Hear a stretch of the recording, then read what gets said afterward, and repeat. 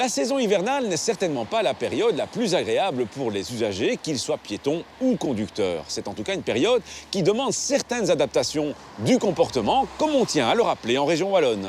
Cette campagne est centrée sur les conditions climatiques particulières de la fin d'automne, début d'hiver, et donc des conditions qui sont parfois difficiles de façon évidente, comme en présence de neige, mais parfois plus insidieuses. On oublie peut-être trop souvent qu'en cas de pluie, les distances de freinage peuvent être multipliées par 2. Et puis faire attention aux différents pièges qui peuvent se présenter.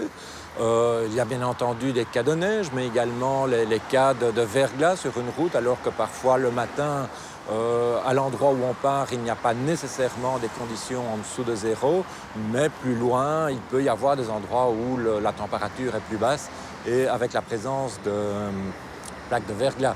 Il peut également y avoir des feuilles qui s'accumulent à un endroit suite à l'effet du vent. Qui rendent la route extrêmement glissante. Il peut y avoir également des endroits où il y a de la boue présente sur la route. Donc, effectivement, énormément de situations assez piégeuses pour l'automobiliste.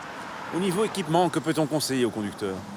Mais au niveau équipement, il est très certainement conseillé d'installer des pneus hiver lorsque la température descend en dessous de 7 degrés, puisque l'accroche des pneus hiver est beaucoup plus importante et que les distances de freinage sont automatiquement beaucoup plus petites.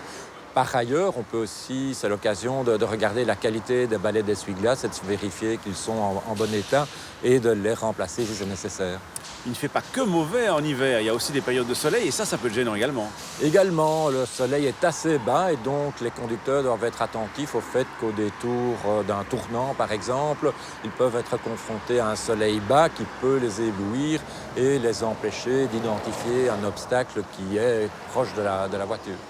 Avant de prendre la route aussi, un conducteur a quelques précautions à prendre. Oui, effectivement, avant de prendre la route, il est important d'avoir dégagé les différentes vitres, le pare-brise, de façon à avoir une bonne visibilité. Et évidemment, sans laisser chauffer le moteur trop longtemps, de façon à éviter de consommer au-delà de ce qui est raisonnable. Mais enfin, il ne faut partir que quand la visibilité est bien dégagée et qu'on peut voir effectivement tout autour de soi. C'est bien entendu toute l'année qu'il faut être prudent sur la route. Mais pendant la mauvaise saison, les différents pièges peuvent s'accumuler, surtout en raison de la météo. À chacun d'entre nous d'en tenir compte, quel que soit le moyen de transport utilisé. À la question de la semaine dernière, il fallait répondre que la tare d'un véhicule est son poids en ordre de marche, mais sans marchandises et sans personne à bord. A gagné cette semaine une enceinte portable Bluetooth Lenco. La question, en cas de brouillard très dense, j'allume mes feux de croisement, j'allume mes feux de brouillard ou j'allume mes feux de brouillard et j'adapte ma vitesse. Soit vous téléphonez au 0905 56 493, soit vous envoyez un SMS au 60 20 en tapant contact 1, 2 ou 3 et vos coordonnées complètes.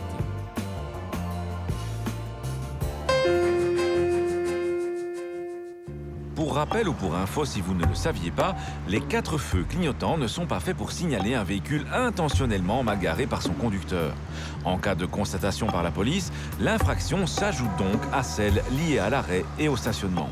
Il est autorisé d'utiliser les 4 feux clignotants en cas de panne ou d'accident empêchant de garer le véhicule convenablement ou pour signaler un risque d'accident imminent, par exemple un brusque ralentissement sur autoroute.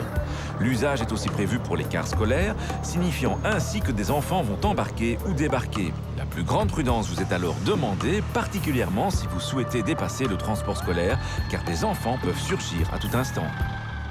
À la semaine prochaine et d'ici là, bonne route!